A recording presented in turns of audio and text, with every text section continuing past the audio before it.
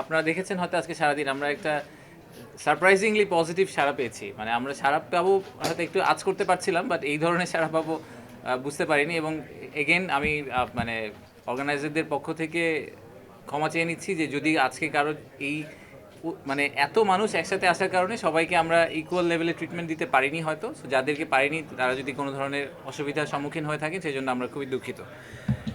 আজকে দুইটা main event ছিল। আপনারা জানেন যে একটা বড় গ্রুপ, প্রায় 60 থেকে 70 জনের একটা গ্রুপ আজকে সকালবেলা বিমানযোগে চট্টগ্রাম গিয়েছে এবং সেখান থেকে তারা কোরিয়ান ইপিজেড এবং মিরেশরাইয়ের যে economic zone, national economic zone, এই দুটো ভিজিট করেছেন।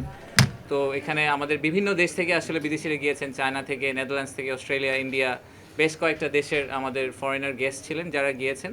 আমাদের কিছু মিডিয়ার বন্ধুরাও গিয়েছিলেন, কিছু মোমেন্টস আপনারা অলরেডি পেয়েছেন, ছবিতে ক্যাপচার করা হয়েছে। তো ওনাদেরকে আমরা অ্যাকচুয়ালি ফুল ফ্রি উইল দিয়েছিলাম যে ওনারা যে কোনো কিছু ঘুরে দেখতে পারেন, যে কোনো প্রশ্ন থাকলে ওনারা জিজ্ঞেস করতে পারেন। ওগুলো জিজ্ঞেস করেছেন, আমাদের কর্মকর্তারা ছিলেন, সেগুলোতে ওনারা সেই প্রশ্নগুলো ওনারা আনসার করার চেষ্টা করেছেন। একটা খুবই ফুল পিকচার দেওয়ার চেষ্টা করেছেন। ওখানে আমরা ভবিষ্যতে কী কী ইনিশিয়েটিভ নিতে যাচ্ছি, হসপিটাল বলি, ইউনিভার্সিটি বলি, অ্যাকোমোডেশনের কথা বলি, যা যা ধরনের আমাদের লং টার্ম যে প্ল্যানটা, যে ভিশনটা, সেটাও আমরা শেয়ার করেছি। আবার একই সাথে যেসব চ্যালেঞ্জ এর মুখোমুখি আমাদের ইনভেস্টরদের হতে হয়, টিপিক্যালি যেগুলো মুখোমুখি হয়, সেগুলো নিয়েও ডিসকাশন হয়েছে। ওনাদের কাছ থেকে আমরা কিছু ফিডব্যাক নিয়েছি বোঝার জন্য যে আমরা আর কীভাবে ওনাদেরকে বেটার সার্ভ করতে পারি বা ওনাদেরকে ওই ইকোনমিক জোনগুলো বা এক্সপোর্ট প্রসেসিং জোনে ল্যান্ড করতে হেল্প করতে পারি। সো এটা আমাদের প্রথম প্রোগ্রামটা এখনও চলছে। ওনারা চিটাগাংয়ে আছেন। আমাদের আজকে রাতের একটা ফ্লাইট যোগে এই ফুল গ্রুপটা, 70 জনের গ্রুপটা আবার ঢাকায় ফিরে আসবেন, যাতে ওনারা আগামীকালকে আবার আগামীকালকে বিভিন্ন প্রোগ্রামে পার্টিসিপেট করতে পারেন।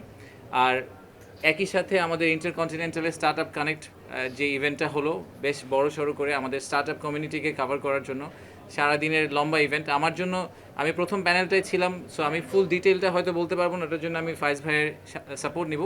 বাট আমার কাছে যেটা খুবই ওভারওয়েলমিংলি ভালো লেগেছে সেটা হচ্ছে যে শুধু ঢাকা থেকে স্টার্ট আপরা আসেনি। আপনারা দেখবেন যে সমগ্র দেশ থেকে, আপনি যদি এখানে অনেকের সাথে কথা বলে থাকেন তাহলে দেখবেন যে দেশের বিভিন্ন জায়গা থেকে আসলে স্টার্ট আপরা এসে অংশগ্রহণ করেছে স্বতঃস্ফূর্তভাবে। সেটা আমাদের জন্য একটা বড় পাওয়া। প্রায় 1500-র বেশি উদ্যোক্তাদেরকে আজকে আমরা এখানে পেয়েছি এবং প্রায়, if I understand it right, প্রায় 25টার চেয়েও বড়, বেশ বিদেশি গ্লোবাল বড় বড় ভেঞ্চার ক্যাপিটাল ছিলেন, তাদেরকে অনেকে আজকে পিচ করার সুযোগ পেয়েছেন। একই সাথে অনেকগুলো প্যানেল হয়েছে যেখানে খুবই ইন্টারঅ্যাক্টিভ একটা ডিসকাশন হয়েছে। সেখান থেকে বোঝার চেষ্টা করা হয়েছে আর কি করলে সরকার এবং আমাদের যে স্টার্ট আপ কমিটি আছে তারা একসাথে কোলাবোরেট করে কাজ করতে পারে। তো আমার পার্সোনাল একটা টেক, সেটা হচ্ছে যে স্টার্ট আপ ইকোসিস্টেমটাকে বিল্ড করার জন্য আসলে আমাদের সরকার থেকে স্টার্ট আপ কমিউনিটির কথাটা শুনতে হবে। আমরা সবসময় একটা ওই যে ওয়ান ওয়ে কমিউনিকেশনের দিকে চিন্তা করি যে আমরা বুঝতে পারছি যে কী করতে হবে। আসলে সত্যি কথা যে স্টার্ট আপে স্পেসে যারা কাজ করেন তারা আমাদের চেয়ে অনেক বেটার জানেন, অনেক বেটার বুঝেন। সেটা বিদেশি বিনিয়োগকারীদের কথাই বলি, আর আমরা আমাদের লোকাল যারা উদ্যোক্তা আছেন তাদের কথাই বলি। এনারা সবাই আসলে এই ইকোসিস্টেমে অনেক বেশি ইন্টিগ্রেটেড। তো ওনাদের ইন্টিগ্রেটেড ফর্মটার সাথে আমাদেরকে ওনাদের সাথে পার্টনার করতে হবে। তো সেটা আমার পার্সোনাল টেক। বাট আমি একটু ফাইজ ভাইকে বলবো যে আজকে সারাদিনের প্রোগ্রামটা যদি আরেকটু ডিটেলে আপনি, বা কোনো ধরনের ডিসিশন হয়ে থাকলে বা ডিক্লারেশন হয়ে থাকলে সেটা যদি একটু শেয়ার করেন। Thank you. জি, থ্যাংক ইউ আশিক ভাই। আর আমি শুরুতেই আমাদের মাননীয় প্রধান উপদেষ্টার কার্যালয়, অফিস, বিডা এবং আইসিটি ডিভিশনকে ধন্যবাদ জানাই এরকম একটা সাকসেসফুল প্রোগ্রাম উপহার দেওয়ার জন্য। শুরুতে আমাদের ধারণা ছিল পার্টিসিপেশন আনুমানিক 1000-এর কাছাকাছি হবে, কিন্তু আমরা ওভারওয়েলমলি হাই পার্টিসিপেশন পেয়েছি। প্রায় 1500-র বেশি অ্যাটেন্ডি আছে, 70টার বেশি এক্সপার্ট স্পিকার আমরা পেয়েছি আজকে। 3টা প্যারালাল সেশন চলছে, আপনারা যদি খেয়াল করে থাকেন 3টা প্যারালাল হলে প্রোগ্রাম চলছে। 25টার বেশি ফরেন এবং লোকাল ভেঞ্চার এখানে পার্টিসিপেট করেছেন, যাদের ইস্টাবলিশড ভেঞ্চার ক্যাপিটাল ফার্ম আছে, এবং একই সাথে 15টার বেশি ইনডেপথ সেশন ফোকাস ডিসকাশন হয়েছে। তো প্রথম যে সেশনটা ছিল আজকে সকালে, সেটা ছিল আমাদের স্টার্টআপ বাংলাদেশের পক্ষ থেকে কিনোট স্পিচ। তারপরে আমরা এখানে আমাদের বাংলাদেশ ব্যাংকের, কেন্দ্রীয় ব্যাংকের governor doctor Ahsan H Mansur উপস্থিত ছিলেন, এবং পরবর্তীতে আমরা দেখেছি যে ইনভেস্টমেন্ট প্রথম যে সেশনটা ছিল সেটা স্টার্টআপ বাংলাদেশের পক্ষ থেকে একটা কিনোট স্পিচ দিয়েছেন স্টার্টআপ বাংলাদেশের একজন বোর্ড অফ গভর্নেন্স মেম্বার। সেখানে উপস্থিত ছিলেন বিডের চেয়ারম্যান, বাংলাদেশ ব্যাংকের গভর্নর, আইসিটি সচিব এবং আমি উপস্থিত ছিলাম।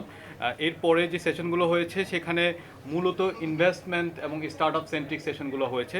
যেমন একটা সেশন হয়েছে হোয়াই ইনভেস্ট ইন বাংলাদেশ, যে বাংলাদেশে ইনভেস্টমেন্টের অপরচুনিটি কী এটা তুলে ধরা হয়েছে। তারপর হচ্ছে বিল্ডিং ইনভেস্টেবল বিজনেস, যে স্টার্ট আপদেরকে গাইড করার জন্য যে কিছু রোড ম্যাপ এবং কিছু নার্সিং প্রিন্সিপাল তুলে ধরা হয়েছে। এবং তারপরে ফান্ড রাইজিংয়ের কিছু পদ্ধতি বাতলে দেওয়ার জন্য আমরা একটা সেশন করেছি, সেটা হচ্ছে fund raising in the new era adapting to market shifts, এটা একটা। আর তারপর আরেকটা হচ্ছে যে finding the right problem to solve the DNA of high growth startups. মূলত স্টার্টআপগুলোকে কীভাবে, তাদের চ্যালেঞ্জগুলোকে কীভাবে মোকাবেলা করতে হবে, বা তারা কী ধরনের চ্যালেঞ্জ মোকাবেলা করছেন, এই ধরনের মানে ফোকাসড সেশন হয়েছে আর কি। আর এখন যেই সেশনটা চলছে, এটা অ্যাবাউট টু ফিনিশ, সেটা হচ্ছে যে how edtech education technology can solve বাংলাদেশের education crisis and unlock its next generation frontier. তো এখানে আমাদের মাননীয় শিক্ষা উপদেষ্টা আছেন সিআর আবরার, এবং আরও একজন বিজ্ঞানী আছেন ডক্টর আবেদ। সবাই মিলে এখানে মেটা রিপ্রেজেন্টেশন আছে বাংলাদেশের বিভিন্ন এডটেক কোম্পানি, যেমন শিখো, 10 মিনিট স্কুল, ওনারা এই সেশনটা কন্ডাক্ট করছেন আর কি। আচ্ছা, তো সকালে আমরা শুরু করেছি, আমরা ইনসেপ্টার যে ওনার আছেন, তো তাদের যে সেকেন্ড জেনারেশন নাবিলা, উনি নতুন একটা স্টার্ট আপ শুরু করেছেন, এবং সেই স্টার্ট আপের মাধ্যমে উনি বাংলাদেশি স্টার্ট আপদের জন্য $1 মিলিয়ন ডিক্লেয়ার করেছেন। এবং এই ফান্ডটা ওনারা ইকুইটি ফান্ড এবং গ্র্যান্ট এবং ইকুইটি ফান্ড উভয় হিসাবে, এবং লেন্ডিং, এই তিনটা ফর্মের যে কোনো একটা ফর্মে দে আর ওপেন, যে কোনো ফর্মে তারা এটা বাংলাদেশি স্টার্ট আপদের জন্য ব্যয় করবেন। আমরা এটাকে অত্যন্ত আন্তরিকভাবে স্বাগত জানাই, কারণ হচ্ছে স্টার্ট আপ বাংলাদেশের মাধ্যমে যেই ফান্ডিংটা এসেছে, আমরা দেখেছি প্রায় 76% হলো ফরেন ভেঞ্চার ক্যাপিটাল।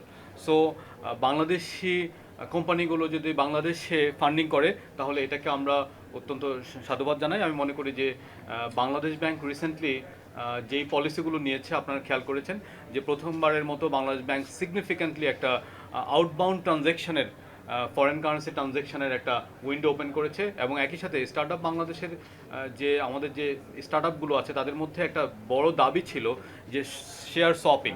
তো বাংলাদেশ ব্যাংক এই বাধাটাও সরিয়ে দিয়েছে, অর্থাৎ স্থানীয় যারা স্টার্ট আপ আছে, তারা যদি দেশের বাইরে যদি কোনো স্টার্ট আপ বা কোম্পানির শেয়ার ওন করেন, তাহলে এখন থেকে তারা শেয়ার শপিং করতে পারবেন।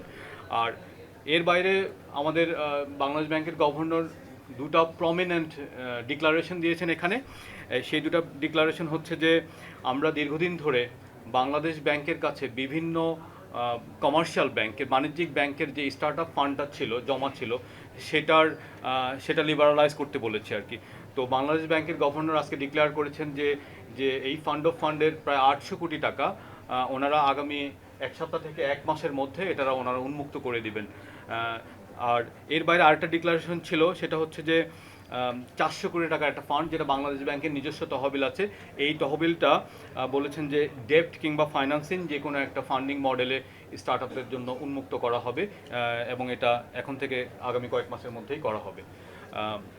তো সর্বশেষে বাংলাদেশ ব্যাংকের গভর্নর একটা বার্তা দিয়েছেন এরকম, যে বাংলাদেশ ব্যাংক এমন কোনো পলিসি বা এমন কোনো পলিসি ব্লকেটকে অ্যালাউ করবে না যেটা স্টার্ট আপদের ফান্ডিং অ্যাক্সেস টু ফাইন্যান্সকে বাধা দেয়। অর্থাৎ যে নতুন একটা পলিসি বাংলাদেশ ব্যাংক একটা পলিসি রোড ম্যাপে যাচ্ছে, যেই রোড ম্যাপে এখন থেকে অ্যাক্সেস টু ফাইন্যান্স খুবই ইজি হয় এবং ফান্ডগুলো মোবিলাইজ করে। এর বাইরে তৃতীয় আরেকটা ডিক্লারেশন এসেছে, সেটা হচ্ছে যে আপনারা জানেন জাইকা এবং বাংলাদেশের সাথে স্টার্ট আপ বাংলাদেশের জন্য ফান্ড অফ ফান্ড একটা আলোচনা দীর্ঘদিন ধরে চলছিল, যে সরকার বাজেট সাপোর্ট থেকে, জায়গা থেকে বাজেট সাপোর্টের যেই টাকাটা পায়, সেই টাকার একটা অংশ স্টার্ট আপদের জন্য ফান্ড অফ ফান্ড হিসাবে বিনিয়োগ করার জন্য ইআরডি এবং ফাইন্যান্স মিনিস্ট্রির সাথে আইসিটি মিনিস্ট্রির একটা দীর্ঘ আলোচনা হচ্ছিল। এবং আজকে সকালে আমাদের ফাইন্যান্স সচিব ফাইন্যান্স সেক্রেটারি উনি আমাদেরকে জানিয়ে একটা পজিটিভ নোট দিয়েছেন যে খুব দ্রুতই এই ফান্ডটাও মোবিলাইজ করবে। তো সব কিছু মিলে আর সকালের প্রথম সেশনে আমি একটা জিনিস উল্লেখ করতে চাই, আমাকে প্রশ্ন করা হয়েছিল যে ইন্টারনেট বন্ধ বিষয়ে। সেখানে আমরা 4টা সুস্পষ্ট পজিশন আমরা জানিয়েছি যে আমরা আসলে ইন্টারনেট বন্ধ বিষয়ে কি করছি। যে মাননীয় প্রধান উপদেষ্টা বলেছেন যে আসলে যাতে কোনোভাবে ইন্টারনেট বন্ধ না করা হয়, এবং আমরা দেখেছি যে জুলাই গণ অভ্যুত্থানের সময় যে ইন্টারনেট বন্ধ হয়েছে সেখানে আমাদের ফ্রিল্যান্সাররা, আমাদের ব্যবসায়ীরা এবং ক্ষতিগ্রস্ত হয়েছেন, রেমিটেন্স ফ্লো কমেছে এবং একই সাথে বাংলাদেশের ব্যাংকিং যে ইন্টারন্যাশনাল ক্রেডিট রেটিং, সেই ক্রেডিট রেটিংয়ে অবনমন হয়েছে। তো সেখান থেকে আমরা শিক্ষা নিয়ে আমরা চাচ্ছি যে আমরা ঘোষণা দিয়েছি সকালের সেশনে যে আমাদের বর্তমান সরকার কখনোই ইন্টারনেট বন্ধ করবে না, এবং আগামী সরকার যাতে ইন্টারনেট বন্ধ করতে না পারে সেজন্য আমরা সব ধরনের ব্যবস্থা নিচ্ছি। এই ব্যবস্থাগুলোর মধ্যে 4টা আমরা উল্লেখ করেছি। একটা হচ্ছে যে আমরা এই সপ্তাহে বা আগামী সপ্তাহে যে আমরা সাইবার সেফটি অর্ডিন্যান্সটা পাস করব, সেখানে আমরা ইন্টারনেটকে নাগরিক অধিকার হিসাবে স্বীকৃতি দিয়েছি, যেটা আমাদের ইনভেস্টরদের একটা বড় ধরনের দাবি ছিল। আরেকটা বিষয় যে মন্ত্রণালয় থেকে ইন্টারনেট বন্ধের ব্যাপারে একটা স্ট্যান্ডার্ড অপারেটিং প্রসিডিওর বা এসওপি ছিল, সেটা আমরা বন্ধ করে দিয়েছি। তারপরে তৃতীয় বিষয়টা ছিল এরকম যে আমরা যখন স্টারলিংক রেজিস্ট্রেশনের জন্য আমরা একটা এনজিএসও গাইডলাইন করেছি, সেই গাইডলাইনেও আমরা সরকারকে ইন্টারনেট বন্ধ করার মতো কোনো প্রভিশন রাখিনি, অর্থাৎ কোনো সুযোগ রাখিনি। আর সর্বশেষে 2001 টেলিযোগাযোগ আইনের যেই ধারা ইন্টারনেট বন্ধ বা গেটওয়ে বন্ধ করা যায়, সেটা সংশোধন করে আমরা এমন একটা স্টেজে নিয়ে যাচ্ছি যেখানে ভবিষ্যতে কোনো সরকার ইন্টারনেট বন্ধ করতে পারবে না। অর্থাৎ এই যে আমাদের বিনিয়োগকারী এবং স্টার্টআপদের যে একটা ইন্টারনেট বন্ধ বিষয়ক যে কনসার্ন, এই কনসার্নটাকে আমরা সুস্পষ্টভাবে অ্যাড্রেস করার চেষ্টা করেছি। ধন্যবাদ। Thank you. আমরা আরও কয়েকটা 5-6টা কোশ্চেন নিব। প্লিজ কোশ্চেনগুলো ইনভেস্টমেন্ট সামিট সম্পর্কে হতে হবে, এর বাইরে কেউ কোশ্চেন করবেন না প্লিজ।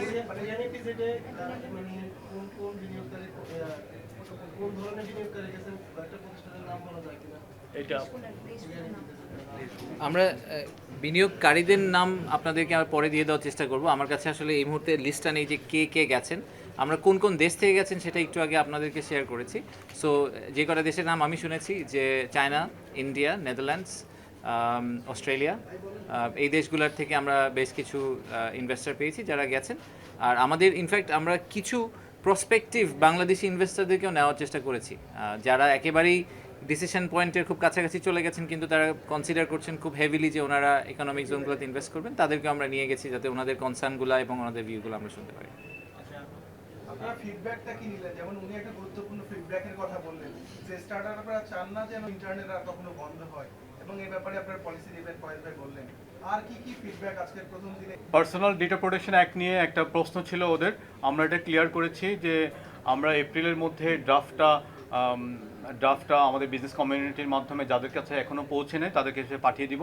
আপনারা জানেন যে এটা গত 2 সপ্তাহ অনলাইনে ছিল, এবং আমরা কিছু সিলেক্টিভ বিজনেস কমিউনিটিকে এটা পাঠিয়েছি প্রাথমিক ফিডব্যাক পাওয়ার জন্য। তো সেই প্রাথমিক ফিডব্যাকগুলো আমরা পেয়েছি, যেমন এমচ্যামের কাছ থেকে পেয়েছি, এবং আরও কিছু সিলেক্টিভ ফাইন্যান্সিয়াল লয়ারের কাছ থেকে নিয়ে আমরা এখন এটা আপডেট করছি। By the end of this month, এপ্রিলের শেষে আমরা আবার এটা অনলাইনে আবার উঠিয়ে দিব পাবলিক কনসালটেশনের জন্য। তো সেটা আমরা তাদেরকে একটা প্রাইমারি কমিটমেন্ট করেছি এরকম, by the end of May the draft will be open for all. আপনি তো অলরেডি কয়েকটা ফান্ডের কথা বললেন, কি পেতে চাচ্ছেন আপনারা এবারের সামিট থেকে? আমি আজকের স্পেসটায় থাকি কারণ ওভারঅল সামিটের কনভারসেশন আমরা আগে আরেকবার করেছি। কতটা দেশ এবং কতজন বিনিয়োগকারী? আচ্ছা প্লিজ উনি একটা একটা করে যাই। হ্যাঁ, আচ্ছা। সো দেখেন আজকের যেই সামিটটা ছিল, এই সামিটটাতে আমরা primarily and please feel free to add, সেটা হচ্ছে যে আমার মতে 2টা জিনিস আমরা অ্যাচিভ করার চেষ্টা করেছি। বাইরে থেকে অনেক ভেঞ্চার ক্যাপিটাল ফার্মের ইনভেস্টররা এসেছেন, তাদেরকে যে মেসেজটা আমরা দেওয়ার চেষ্টা করেছি সেটা হচ্ছে যে নতুন বাংলাদেশে, নিউ বাংলাদেশ, আমরা কোলাবোরেটিভলি রেড টেপগুলোকে রিমুভ করার চেষ্টা করছি। স্টার্টআপ কমিটির জন্য তারা যে চ্যালেঞ্জগুলো অনেক দিন ধরে ফেস করে আসছেন, যেই কারণে বাংলাদেশের স্টার্টআপ কমিউনিটি যত বড় হওয়া উচিত ছিল তত বড় এতদিনে হয়নি, সেই রেড টেপগুলো আমরা সরকার থেকে রিমুভ করার চেষ্টা করছি, এবং সেই রিমুভালটা আমরা একসাথে করার চেষ্টা করছি। আমরা এই যে বাংলাদেশ ব্যাংকের যে 800 কোটি টাকা এবং 400 কোটি টাকার কনভারসেশনটা হলো, এটার ব্যাকগ্রাউন্ড আমি জানি না আপনারা জানেন কিনা। প্রায় মাস 2 আগে আমরা বিডার অফিসে বাংলাদেশ ব্যাংকের গভর্নরকে ডেকেছিলাম, আমাদের আইসিটি মিনিস্ট্রির লোকজনকে ডেকেছিলাম এবং স্টার্ট আপের উদ্যোক্তাদের ডেকেছিলাম, ডেকে জিজ্ঞেস করছিলাম যে আপনাদের সমস্যাটা, টেল আস ইউর প্রবলেমস, আপনারা কোথায় প্রবলেম ফেস করছেন। তো আমরা আজকে ভিসিদেরকে, এই ভেঞ্চার ক্যাপিটালিস্টদেরকে এই মেসেজটাই দেওয়ার চেষ্টা করেছি যে সরকার থেকে আমরা genuinely we have all intention to remove all the red tapes, যাতে স্টার্ট আপ কমিউনিটি থ্রাইভ করতে পারে। আর স্টার্ট আপ কমিউনিটি বাংলাদেশে যারা আছেন তাদেরকেও আমরা একটা সিমিলার মেসেজে অন্য সাইডটা দেওয়ার চেষ্টা করেছি যে আমরা ওনাদের পাশে আছি এবং আমরা শুধু ঢাকা বেসড স্টার্ট আপদের পাশেই নেই, আমরা আসলে সমগ্র দেশটাকে একবারে লিফট করতে চাই। আমরা শুধু ঢাকা বেসড স্টার্ট আপদেরকে সাপোর্ট করতে চাই না, সবাইকে সাপোর্ট করতে চাই, ইকুয়ালি তাদেরকে ট্রিটমেন্ট দিতে চাই। তো সেটাই আমরা আজকে মেসেজটা পাস করার চেষ্টা করেছি। স্টারলিংক সম্পর্কে একটু জানতে Please, চাচ্ছি। আপনার পরিচয়। আমি জাইজেদিন থেকে বলছি, আমি সাইফুল, জাইজেদিনের সিনিয়র রিপোর্টার। স্টারলিংক সম্পর্কে জানতে চাচ্ছি, এটা নিয়ে অনেকের আগ্রহ আছে, মানে এটা কি তারা সরাসরি এখানে বিজনেস করবেন নাকি তারা এখানে কোনো ভেন্ডর নিয়োগ করবেন বা ডিস্ট্রিবিউশন প্রসেসটা কি হবে, এটা একটু আজকের বিষয়ে থাকলে ভালো হয়। আজকে তো স্টারলিংক নিয়ে কোনো কথাবার্তা নেই, একেবারেই জিরো। স্টারলিংক কি করবেন এটা আপনাদের স্টারলিংকে জিজ্ঞেস করতে হবে, আচ্ছা, ওনারা আমার কালকে মনে হয় বসে ফয়েজ থাকবেন, ভাই, আমাকে আপনি জিজ্ঞেস তাও করবেন। একটু জাসুন, যেহেতু জিজ্ঞাসা ছিল। আচ্ছা, স্টারলিংক নিয়ে আমাদের মাননীয় প্রধান উপদেষ্টা ঘোষণা দিয়েছেন যে মার্চ থেকে 90 দিনের মধ্যে এটা আমরা বাংলাদেশে কমার্শিয়ালি কমিশন করব। তো Starlink has given the authority to work on its own.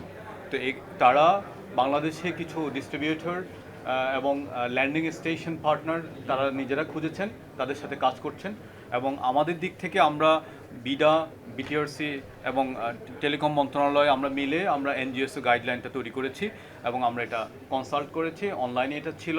আমরা 75 রকমের ফিডব্যাক পেয়েছি, ওই ফিডব্যাকগুলো আমলে নিয়ে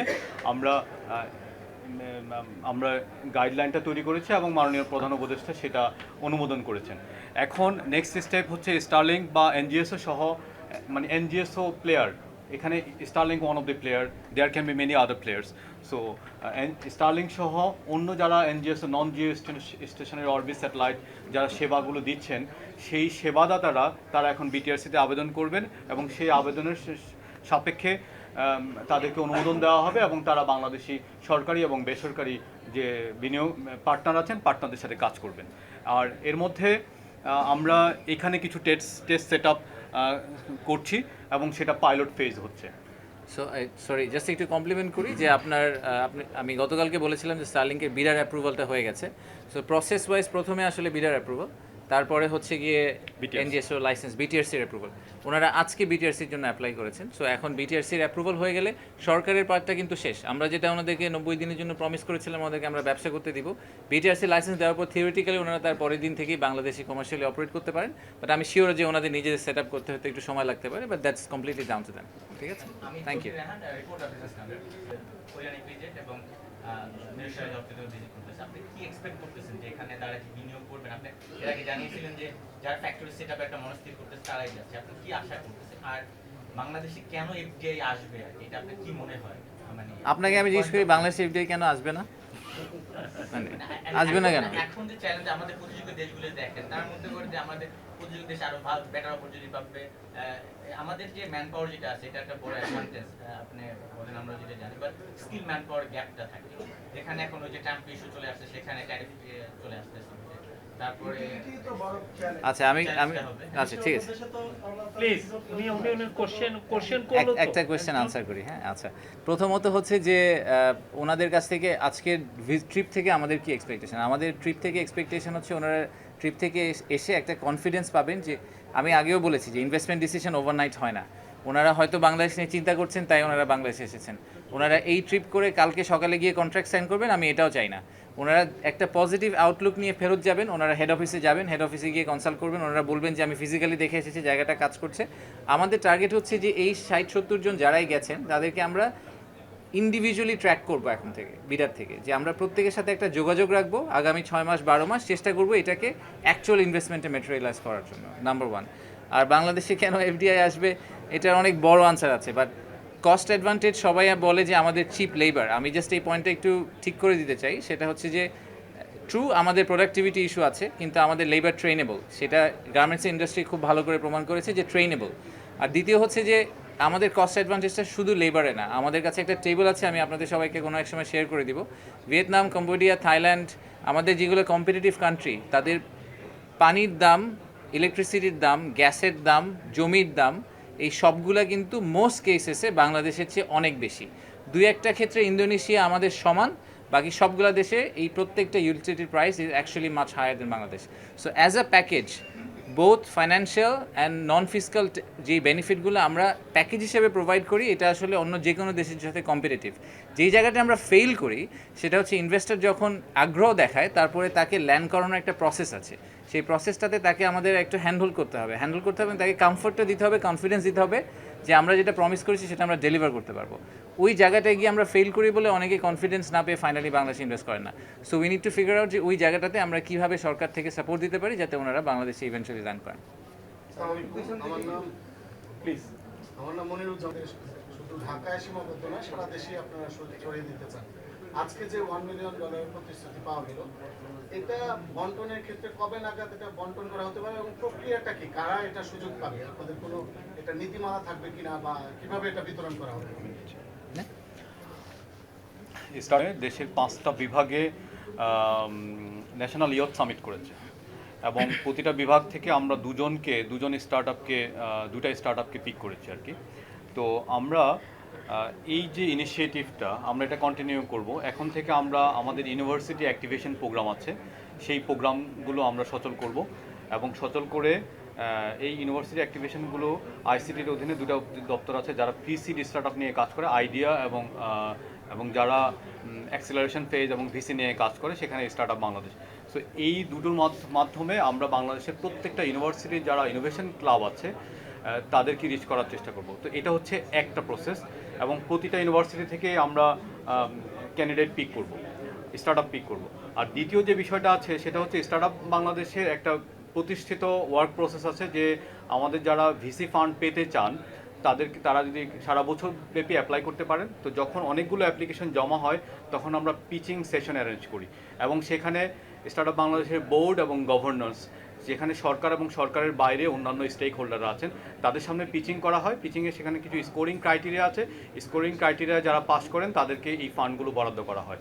সো আমরা এই যে এই প্রক্রিয়াটা বেগবান করবে এবং এই প্রক্রিয়াটাতে চলমান থাকবে। তো সেক্ষেত্রে যারা এই পিচিংয়ে পাস করবেন তাদেরকে দেওয়া হবে, আপনার ফান্ডিং অ্যাক্সেস টু ফান্ড দেওয়া হবে, আর একই সাথে ইউনিভার্সিটি অ্যাক্টিভেশন থেকে যারা আসবে তাদেরকেও ফান্ড দেওয়া হবে।